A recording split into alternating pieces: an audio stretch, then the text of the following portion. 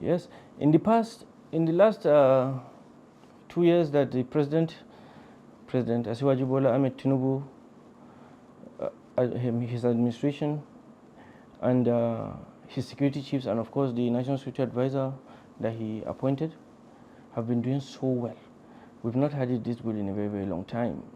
You see, the President made a crazy decision that pays off. And that's how we know of a creative mind. You see, even with all the ruckus and protests against giving a non-military man the office of the NSA, the President stuck to his guns and stated that he has appointed Mallam Ribadu as the National Security Advisor. You see, and he took action. The NSA has achieved a lot because now the first thing was interagency collaboration. There is peace, there's understanding between all agencies of government, from the DSS, NIA, the military side of this country, police, and even civil defense, customs, immigration, Ministry of Interior. All this, the NSA brought them together to be one.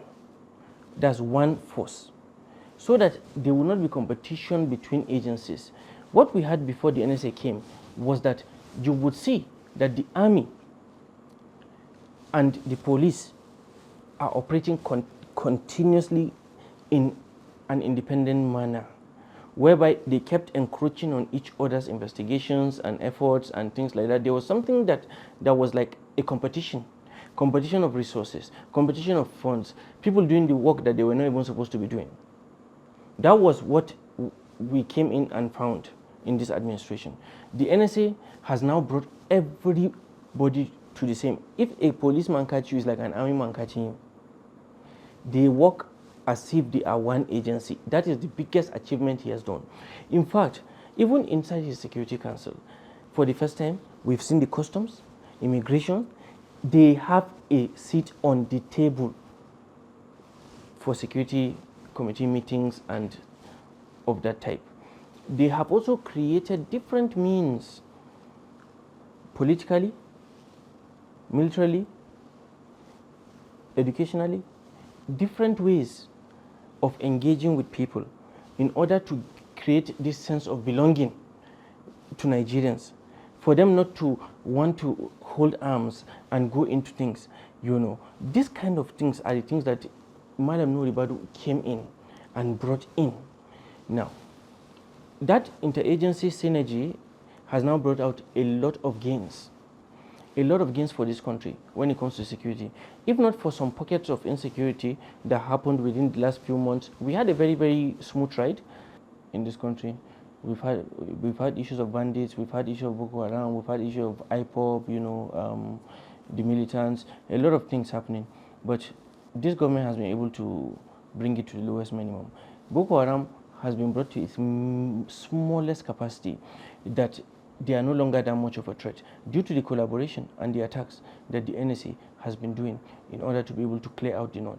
The northeast is relatively safe now, unlike before. Now you move to the northwest. The northwest was where the banditry was really hot. We had places like Zamfara, we have ungoverned areas, so many issues like this. When this government came into, but they went straight into war. They went straight into war and fought with these bandits. Today, you can go to the NSA office, there is a big banner there of all the warlords, all the bandit warlords in this country. There is a banner there. You will see their faces there. I can assure you, out of all those warlords that were in this country, only 4 of them are alive today. The rest of them have been neutralized.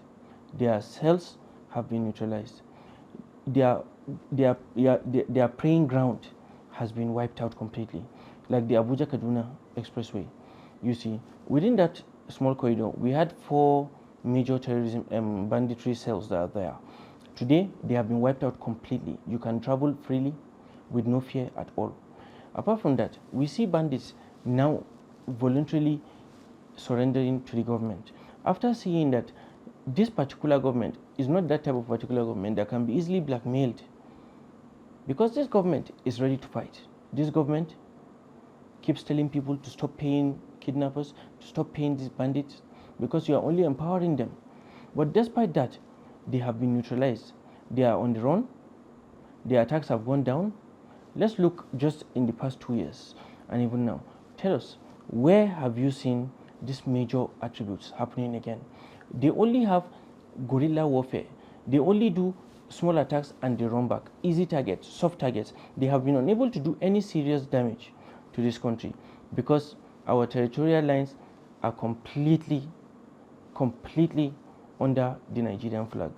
Of course, you have to understand, our neighbors, coups have happened in our neighboring countries. That means they are not really governed the way we are governed. And due to this, we have some overlaps sometimes where things overlap into Nigeria, and then they do some things and they run back there. Due to the fact that there's no real government per se with full institution, there have been difficulties in being able to trace these people once they cross the border and they go into countries like Niger. The countries that are beside us have so much terrorism that is happening now within their own boundaries that we cannot control it from where we are. Now, this Lakurawa came in and they decided to make some attacks around Sokoto and some other areas. Where are they now? You see, when it comes to security, there's a lot of things that people don't understand, and there are a lot of things that people don't know, because part of security is confidential. It's confidential. Based on this, it's mainly on a need-to-know basis.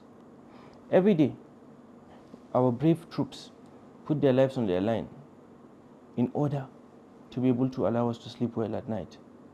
They are well coordinated. The Lakarawa has been basically wiped out. When you go back to the banditry, as I said earlier, they have lost about 70-something warlords. They don't have a head now. So they are just moving up and down and even surrendering. Let's look at our crude oil. When you, there's a map that has lights. Nigerians don't know about it, but today they know. There's a map of all our lines, all our pipelines in this country. And every pipeline you see has red, orange, and green. Now, red means there is no crude going over there because it has been vandalized. Based on that, you can't expect any profit for the country there. Then orange is that you keep having sporadical attacks on those pipelines and oil bunkering and whatnot. And green means that it's flowing continuously, it's flowing well. Now, in Nigeria, almost all our lines are green. All our lines in Nigeria are green, based on the collaboration between the NSA and the rest. The NSA also created the Department of Energy Security. Now, that Department of Energy Security, the main responsibility of that department is simply those pipelines. Because the NSA understood that without that kind of system, and we allow NNPC and some other places just be securing themselves alone and whatnot, it becomes expensive and it's not sustainable. Based on this, the NSA created the Directorate of Energy Security. And today, our lines are mainly green. The oil bunkering has gone down, and we're able to even meet our targets, and we're at 1.8 million today. Our target, as you know, is about 2 million, but we're almost there. We're almost there. We also have IPOP. Now, anybody can go to Anambra and some other states and go out and do business on a Monday. Before, IPOP said that there is no way anybody can come out on Monday. There was a stay-at-home order. With all due respect, only the government has the right to give a public holiday. IPOP give Nigerians a public holiday of Monday, which they have no right to do. Fortunately, they have also been neutralized. Where are they now? We are not really hearing much about IPOP anymore. And this is all due to the efforts of the National Security Advisor and his service chiefs, even though they don't come out to talk. These are the things that are happening in Nigeria. All right, now you go back to the North Central. The North Central issues that are happening are mainly political, and they are also tribal. These things are happening, and they have been happening for an extended amount of time. The solution for these things, like the Benue killings and all that, is a multifaceted, layered issue that cannot be openly discussed due to the history of those particular fights. Some of these fights did not start now. Some of them started 20 years ago, 30 years ago. And the government are doing their best in order to bring it to a minimum and even be able to stop it from happening. Lastly, we have to remember that for the past 30 years, the government has been unable to perform properly in OML 11 in the Ogoni land, because the people of the Ogoni believed that due to the crude oil that was under their feet, they needed to have a larger stake in the allocation of money in this country.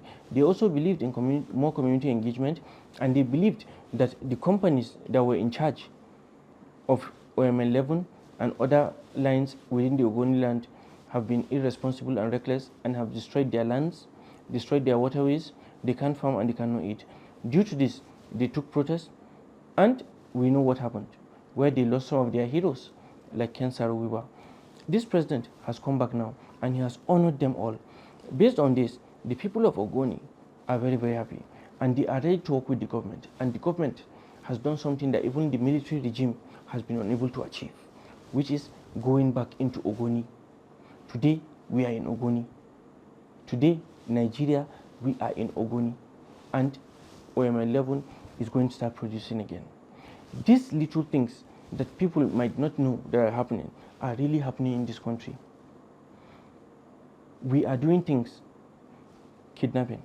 When you come to kidnapping, it became one of the largest businesses in Nigeria for the past few years, especially in the northwest. And then others started to take it as an example. Even in the south, the kidnapping went up. Today, almost 80-something% of kidnapped victims have been rescued. Banditry has gone down. They are on the run. These are all good jobs that the NSA is doing.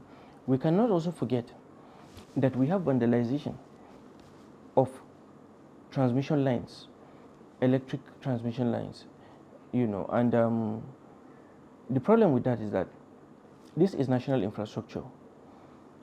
They keep cutting our lines, vandalizing our lines, and due to this, instead of government being able to spend more money in growing the electricity, moving the electricity to go to different, they are spending money to bring back the towers that have been attacked, where TCN has been losing about 8-point-something billion naira a year just due to vandalization. Because of things like this, the NSA also created the directorate that's critical national infrastructure. That is a new directorate created by the National Security Advisor in his office that is in charge of coming up with solutions like the transmission line issues and vandalization of our national assets. Of course, before mainly the job was done by the civil defense. Now there is a command and control center just for that in the office of the security advisor, and TCN have also reported that the vandalization has gone down, and based on this, we're enjoying better electricity in this country of ours. That's the critical national infrastructure. We cannot also forget that there's also a directorate of investigation, that their main job is actually just to investigate, just to get information and intelligence. Lastly, we have something that we call the civilian intelligence analyst, which used to be the youth intelligence analyst. Now it's civilian intelligence analyst. I am a civilian intelligence analyst. The responsibility of the CIA is simply to move around and get information, intelligence, in order to be proactive instead of reactive as government, so that government can be able to put measures down that will halt the spread of this insecurity. Little things like this are the reasons why today we have more peace. Lastly, let's not forget that the National Security Advisor has now brought up a method, a framework in his office, and corruption has gone down to its barest minimum. Some years ago, we remember quite clearly that the office of the NSA was mainly done for spending money to politicians. We saw what happened with Sambo Suki during the Goodluck Jonathan era. After that, we had Mongono, who did relatively well. But now, the National Security Advisor that has come now, working with the CDS, service chiefs, police, have gone into technology. Now, we have drones in Nigeria. Almost all security outfits have drones in this country. Apart from that, the government has also said it needs Nigerians to go into the manufacturing of weapons in order for the army to have weapons for a cheaper price. So it has now opened a gateway for Nigerians that have interest in making money in arms dealing, not to do it illegally by sneaking guns into this country, but by coming here and registering to be able to manufacture these weapons. And the government will pay you and take those weapons in order for it to have things that would be cheaper for it. We have more than 5 military drone companies now that are running in Nigeria, all due to the National Security Advisor's Office. The police, the army, every single one of them also have drones for surveillance and intelligence. These are some of the gains that have been done. Let's not forget about Daikon. Daikon today are producing some of the best bullets in Africa that other countries are interested in even buying our bullets from Daikon. These are the little things that the NSA is doing. Apart from that, for the first time, we have an NSA that comes out and speaks to the press, speaks to the people, and tries to get political solution to some issues. And we saw what happened in Kaduna. Even governors have more money now, and they are able to pay for security in their states. Some of these achievements that the NSA has done, people don't know about them because some security things cannot be said outright. But we can open up a bit and speak from a little perspective of the little that can be told to the Nigerian people. The truth of the matter here is this: it is internal. Our issues are mainly internal. They are not external issues. They are internal issues, and they are only pockets, little pockets of insecurity, and mainly, we can say, are politically motivated. As the president has said, and the NSA has said, security is everybody's business. Everybody needs to participate. Let's not forget that the president swore on oath to protect lives and property. That is the main responsibility of every government, and the government are doing their best but cannot do it all. We have made strides, we have made gains on an unprecedented level. The gains that have been made so far are the only reasons why today we can sleep without having any fear. And we are doing so well. But Nigerians need to participate in security. Nigerians need to give intelligence to help the government, because we don't have enough policemen, we don't have enough army men, we don't have enough security men. We are 200 and something million, and we have less than 400,000 policemen. So there is need for us to pick interest in saving this country, pick interest in the security of this country, pick interest in partnering with the security outfits that are in Nigeria now. And that's the call to action. That's a clarion call that is made for every Nigerian citizen.